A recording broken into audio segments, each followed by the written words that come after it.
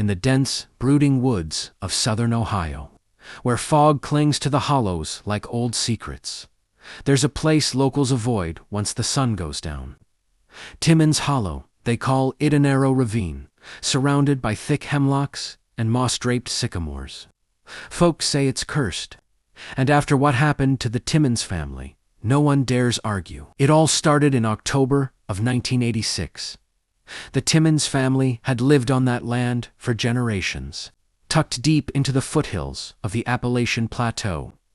Their log cabin was old but sturdy, and Henry Timmons, stubborn as hickory bark, wouldn't hear of leaving it. Even as the rest of the valley emptied out over the years, one night, Henry's teenage son, Kyle, went raccoon hunting with his cousin Wes. They took their dogs up past the old creek, where the trees grow thicker and sound seems to disappear. The dogs caught a scent and took off howling, but then everything went dead quiet.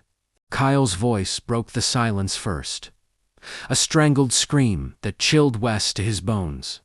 Then came the dogs, just one of them, limping back alone, its side torn open like it had been hit by a bear. Wes never found Kyle, but he saw something just for a second. He swore it was a huge figure, covered in black hair, crouched by the creek bed. Its eyes shone red in the beam of his flashlight, not reflected like an animal's, lit from within. Over the next few months, strange things started happening around the property.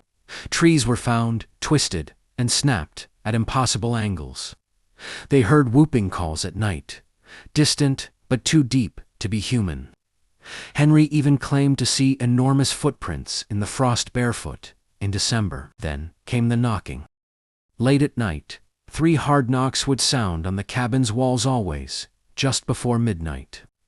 At first, Henry thought it was vandals, but when he ran outside, there'd be nothing. Just the trees swaying in the cold wind. Then it started happening every night. Once Henry caught a glimpse of it in the moonlight, something huge moving just beyond the tree line, watching the house. In February, Henry left a trail camera in the woods. The next day, the camera was hanging from a branch 10 feet up, twisted like someone had wrung the plastic in their bare hands. He didn't tell anyone, not even his wife. June. 1 week later, the cabin burned to the ground. Fire inspectors couldn't find the cause. Henry, June, and their younger daughter Emily were never found. No bodies, just ash and a deep gouge in the earth behind the house, like something massive had been dragged away into the woods. Now, all that remains of the Timmons family is a moss-covered mailbox, still standing crooked on the side of the overgrown road. Hikers sometimes report strange things out there.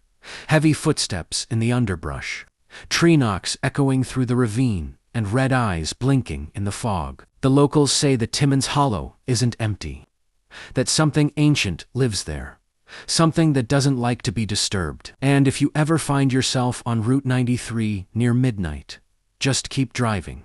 Don't stop. Don't listen to the knocking.